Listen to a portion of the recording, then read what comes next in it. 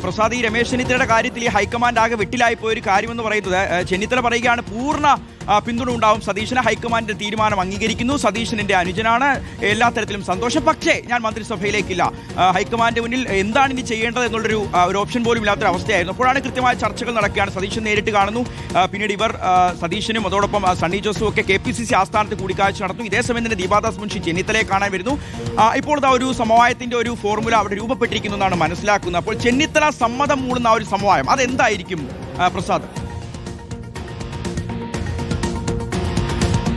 ഷിഹാസെ, ഇതിലൊരു പ്രധാനപ്പെട്ട കാര്യമുള്ളത്, മൂന്ന് നേതാക്കൾ തമ്മിലായിരുന്നു ആ മുഖ്യമന്ത്രി സ്ഥാനത്തേക്ക് വേണ്ടിയുള്ള വലിയ മത്സരം നടന്നത്. അതിൽ തീർത്തും പരാജയപ്പെട്ടു പോയത് താനാണ് എന്ന നിലയിലാണ് രമേശ് ചെന്നിത്തല ഇപ്പോൾ അതിനെ കാണുന്നത്. അതുകൊണ്ട് കടുത്ത അസംതൃപ്തി ഈ പ്രഖ്യാപനത്തിന് പിന്നാലെ തന്നെ KC വേണുഗോപാൽ പുറത്തു വന്ന് വളരെ കൃത്യമായി പറയേണ്ട കാര്യങ്ങൾ പറഞ്ഞു പോയിട്ടും ഇതുവരെയും രമേശ് ചെന്നിത്തല മനസ്സ് തുറന്നില്ല എന്നുള്ളതാണ്.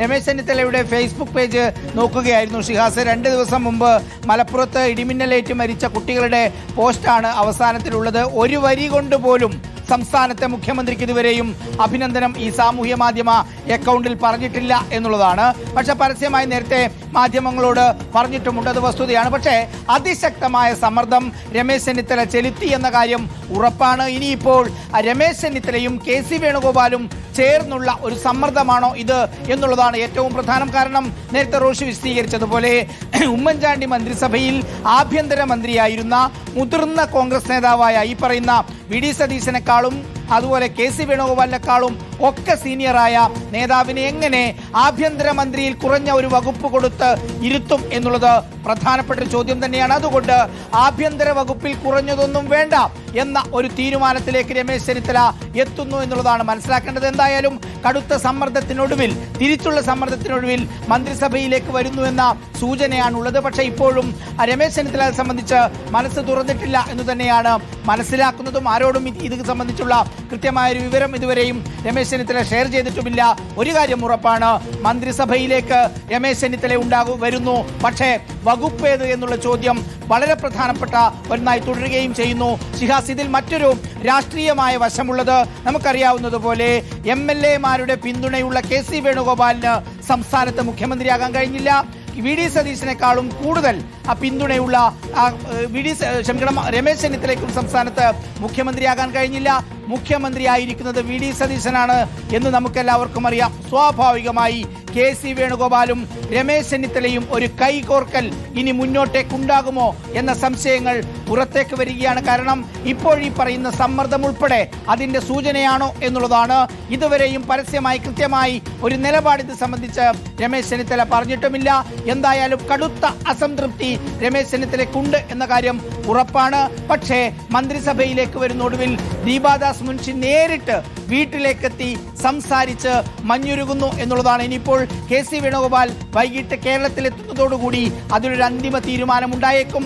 അങ്ങനെയെങ്കിലും ഒരു പക്ഷേ KC വേണുഗോപാലും രമേശ് ചെന്നിത്തലയും VD സതീശനും മറ്റു നേതാക്കളും ഒന്നിച്ചിരുന്ന് സംസാരിച്ച് അതിലൊരു തീരുമാനത്തിലെത്തുമോ എന്നുള്ളതാണ്. ഇന്ന് വൈകിട്ടോടുകൂടി അതിലൊരു അന്തിമ തീരുമാനമുണ്ടാകും. അതിന്ന് പ്രഖ്യാപിക്കുമോ, ഇത് അറിയാൻ കഴിയുമോ എന്നുള്ളതാണ് ഏറ്റവും പ്രധാനപ്പെട്ട കാര്യവും.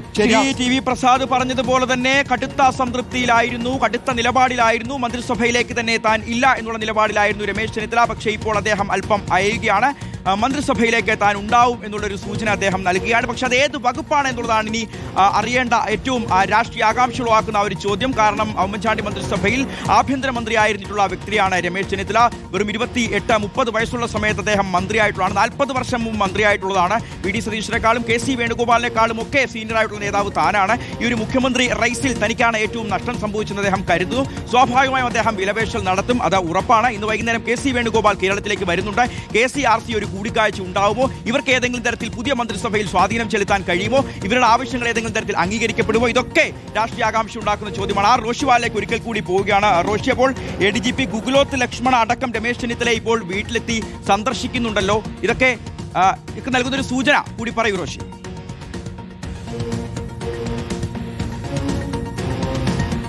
ഷിഹാസ്, അല്പം മുമ്പാണ് ADGP ഗുഗുലോത്ത് ലക്ഷ്മണ രമേശ് ചെന്നിത്തലയെ സന്ദർശിച്ച് അഭിനന്ദിച്ചത്.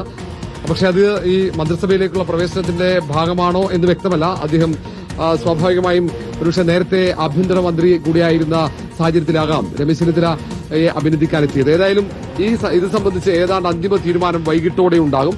നിലവിൽ KPCC അധ്യക്ഷനും ഒപ്പം കോൺഗ്രസിന്റെ നേതാക്കളൊക്കെ വളരെ പോസിറ്റീവായി ഇക്കാര്യത്തിൽ രമേശ് ചെന്നിത്തല മന്ത്രിസഭയുടെ ഭാഗമാകും എന്ന ഉറപ്പാകുന്ന രീതിയിലുള്ള സന്ദേശങ്ങൾ, അങ്ങനെയുള്ള സൂചനകളാണ് നൽകുന്നത്. കാരണം നേരത്തെ ദീപാദാസ് മുൻഷി, ഹൈക്കമാൻഡ് പ്രതിനിധിയായ ദീപാദാസ് മുൻഷി എത്തി 45 മിനിറ്റോളം നീണ്ടുനിന്ന ചർച്ചയ്ക്കൊടുവിലാണ് രമേശ് ചെന്നിത്തല മന്ത്രിസഭയുടെ ഭാഗമാകാൻ തയ്യാറാകുന്നത്. അങ്ങനെയുള്ള സൂചന ഹൈക്കമാൻഡ് നൽകിയത്. കാരണം ആദ്യഘട്ടം മുതൽ തന്നെ താൻ മന്ത്രിസഭയിലേക്കില്ല, പക്ഷേ കോൺഗ്രസ് ഹൈക്കമാൻഡ് തീരുമാനപ്രകാരം മുഖ്യമന്ത്രിയായ VD സതീശന് എല്ലാ പിന്തുണ നൽകുന്നു. ആ മന്ത്രിസഭയ്ക്ക് പുറത്തു നിന്ന് എല്ലാ ഉപദേശങ്ങളും താൻ നൽകാം എന്ന നിലപാടാണ് അറിയിച്ചത്. പക്ഷേ VD സതീശൻ നിർബന്ധം പിടിച്ചു, രമേശ് ചെന്നിത്തല മന്ത്രിസഭയിൽ ഉണ്ടാകണം. അങ്ങനെ ഒരു കർശനമായ നിർബന്ധം VD സതീശൻ പിടിച്ചു. ഈ കാര്യം കോൺഗ്രസ് ഹൈക്കമാൻഡ് പ്രതിനിധി ദീപാദാസ് മുൻഷിയും KPCC അധ്യക്ഷൻ സണ്ണി ജോസഫിനെയും അറിയിച്ചു. അങ്ങനെ അറിയിച്ചതിനു ശേഷം അവർ തമ്മിൽ നടന്ന കൂടിയാലോചനയും ചർച്ചകൾക്കും ഒടുവിലാണ് ഹൈക്കമാൻഡ് തീരുമാനമെടുത്തത് ക്യാബിനറ്റിലേക്ക് രമേശ് ചെന്നിത്തലയെ ഉൾപ്പെടുത്തണം. അങ്ങനെയെങ്കിൽ ഏത് തരത്തിലുള്ള പരിഗണന നൽകണം എന്ന കാര്യത്തിലും ആലോചന നടന്നു. അതിനുശേഷമാണ് അവർ നേരെ രമേശ് ചെന്നിത്തലയെ വസതിയിലെത്തി കൂടിക്കാഴ്ച നടത്തിയത്. കൃത്യമായ പരിഗണന ഉണ്ടാകും. രമേശ് ചെന്നിത്തല ആഭ്യന്തരമന്ത്രിയാകാൻ തന്നെയാണ് സാധ്യത. മറ്റെന്തെങ്കിലും ആവശ്യങ്ങൾ രമേശ് ചെന്നിത്തല ഹൈക്കമാൻഡ്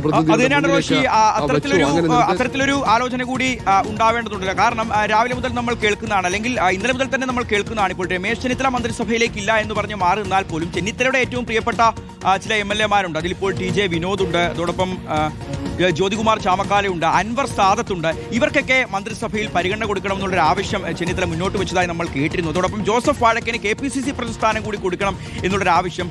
അപ്പോൾ ഇത്തരത്തിലുള്ള കടുംപിടുത്തങ്ങൾ ഇനി മുന്നോട്ടുണ്ടാകുമോ, അതോ തനിക്ക് കിട്ടുന്ന ആഭ്യന്തരമന്ത്രി പദം കൊണ്ട് രമേശ് ചെന്നിത്തല പൂർണ്ണമായും സമവായത്തിലെത്തും എന്ന് കരുതണം?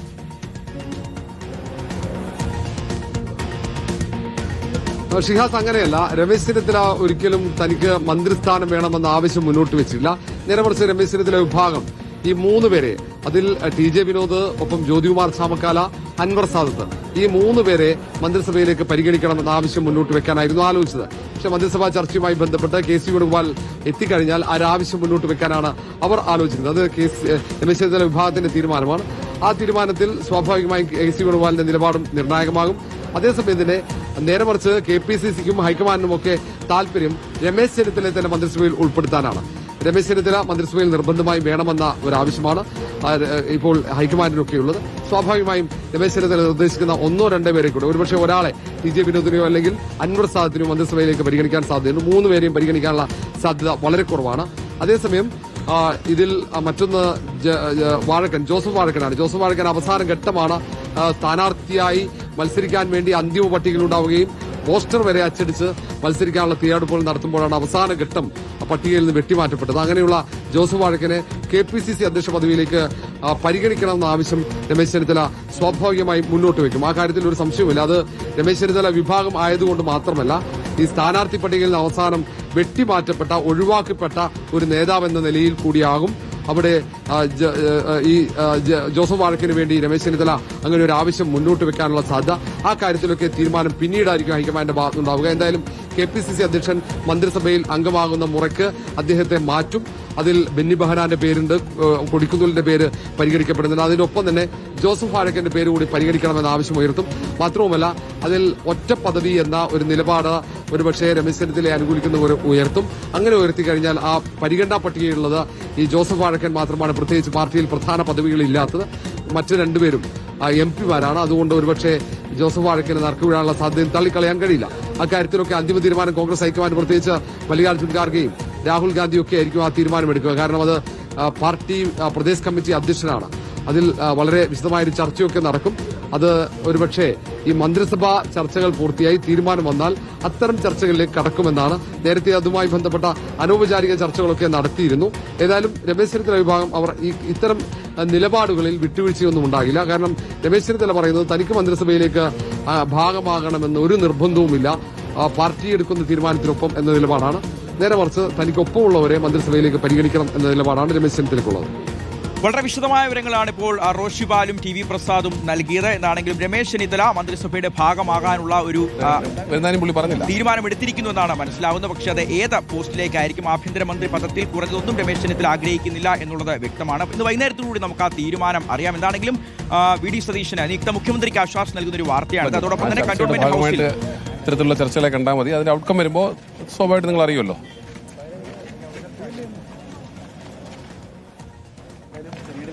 എന്നാണ് അദ്ദേഹം പറയുന്നത്. നമുക്ക് തീരുമാനത്തിനായി രമേശ് തന്നെ പല പ്രാവശ്യം പറഞ്ഞില്ലേ, ഞാൻ അപ്പുറത്തേക്ക് എന്താ എല്ലാവരും ഒറ്റക്കെട്ടല്ലേ പോലെ എല്ലാം